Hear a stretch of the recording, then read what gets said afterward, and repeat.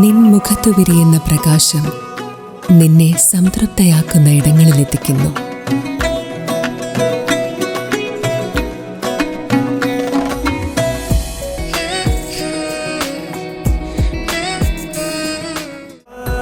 പ്രൗഢമായ ബന്ധങ്ങൾ, പ്രൗഢമായ പൊന്നിനൊപ്പം. Janata jewellery, Vadakkanchery, Ottupara, Chelakkara, Pazhayannur, Thiruvilwamala and Kuwait.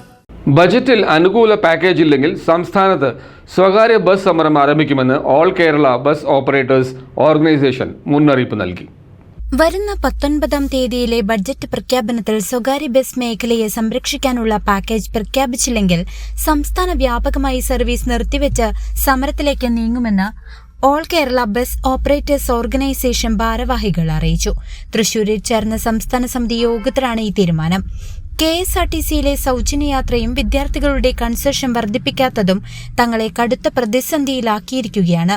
തങ്ങളുടെ യാത്രക്കാരെ മറ്റ് സംവിധാനങ്ങൾ കൊണ്ടുപോയാൽ 5000 കോടിയോളം രൂപയുടെ നിക്ഷേപമുള്ള ഈ വ്യവസായത്തിന് നിലനിൽപ്പില്ല.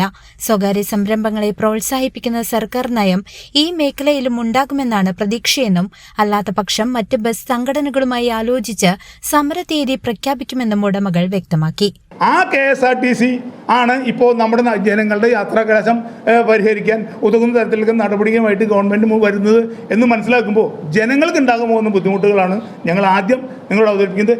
എന്തായാലും ഞങ്ങളെ സംബന്ധിച്ച് ഞങ്ങൾ 50 ലക്ഷം രൂപ മുതലാക്കിയ വാഹനം ഞങ്ങൾ സ്വകാര്യ ധനകാര്യ സ്ഥാപനങ്ങളിൽ നിന്ന് ഭീമമായ പലിശയ്ക്ക് കടം വാങ്ങി ഞങ്ങൾ ബസ് റോഡിലിറക്കിയവരാണ്. സംരംഭകർ എന്ന നിലയിൽ ഒരു വ്യവസായം നടത്താൻ, ഒരു തൊഴിൽ നടത്താൻ ഞങ്ങൾ ഇറങ്ങി തിരിച്ചവരാണ്. ഞങ്ങൾ നാളെ ഒരു സുപ്രഭാതത്തിൽ ഞങ്ങളോട് ഇതൊക്കെ നിർത്തി പോകാൻ പറഞ്ഞാൽ ഞങ്ങൾ എവിടേക്ക് പോകും എന്നുള്ള ആശങ്കയുണ്ട്. അതുകൊണ്ട് ഞങ്ങൾ ഈ സാഹചര്യത്തിൽ ഇപ്പോൾ ഞങ്ങൾ ആകെ ഒരു പ്രതീക്ഷ ഈ 19-ാം തീയതിയുള്ള ബഹുമാനപ്പെട്ട ധനകാര്യ വകുപ്പ് മന്ത്രി, മുഖ്യമന്ത്രി ആയിട്ടുള്ള ശ്രീ സതീശൻ്റെ ബഡ്ജറ്റ് പ്രസംഗത്തെ ഞങ്ങൾ കാത്തിരിക്കുകയാണ്. 19-ാം തീയതിക്കുള്ളിൽ സ്വകാര്യ ബസ്സുകൾ സംരക്ഷിക്കാൻ ഞങ്ങളൊരു പാക്കേജാണ്. ഞങ്ങളിപ്പോൾ ഒരു വ്യവസായം, ഒരു സർക്കാർ ജനങ്ങൾക്ക് ജനക്ഷേമകരമായിട്ടുള്ള ഒരു പ്രവർത്തനം നടത്താൻ ഒരു സർക്കാർ തീരുമാനിച്ച് അവർക്ക് സൗജന്യം കൊടുക്കാൻ പറയുമ്പോൾ ബസ് ഉടമകൾ സമരത്തിന് പോകണമെന്നുള്ള ഒരു വാക്ക് ചർച്ചയൊക്കെ ഞങ്ങളുടെ ഇടയിൽ വരാനിടയുണ്ട്. പക്ഷേ ഒരു കാര്യം ഞങ്ങൾക്ക് പറയാനുള്ളത്, സർക്കാർ ജനക്ഷേമകരമായിട്ടുള്ള ഒരു പ്രവർത്തനം പ്രഖ്യാപിക്കുമ്പോൾ വലിയൊരു വ്യവസായത്തെ തകർത്തുകൊണ്ടാണ് ഇത്തരത്തിലുള്ള ഒരു പ്രഖ്യാപനം നടത്തുന്നത് എന്ന് പറയുമ്പോൾ ഇത് ഞങ്ങൾക്ക് നമുക്ക് കണ്ടു നിൽക്കാൻ കഴിയില്ല. അതുകൊണ്ട് ഞങ്ങൾ വളരെ അസന്നിഗ്ധമായിട്ട് പ്രഖ്യാപിക്കുകയാണ് ഞങ്ങൾ ഇന്നത്തെ സംസ്ഥാന സമിതി യോഗം തീരുമാനിച്ചിട്ടുള്ളത്. ഞങ്ങൾ 19-ാം തീയതിക്ക് ശേഷം 19-ാം തീയതിയിലത്തെ ബഡ്ജറ്റ് പ്രസംഗത്തിന് ശേഷം ഞങ്ങൾ ബസ്സുകൾ നിർത്തിവെച്ചുകൊണ്ടുള്ള സമരത്തിലേക്ക് നീങ്ങാനാണ് ഞങ്ങൾ തീരുമാനിച്ചിട്ടുള്ളത്. News desk CCV.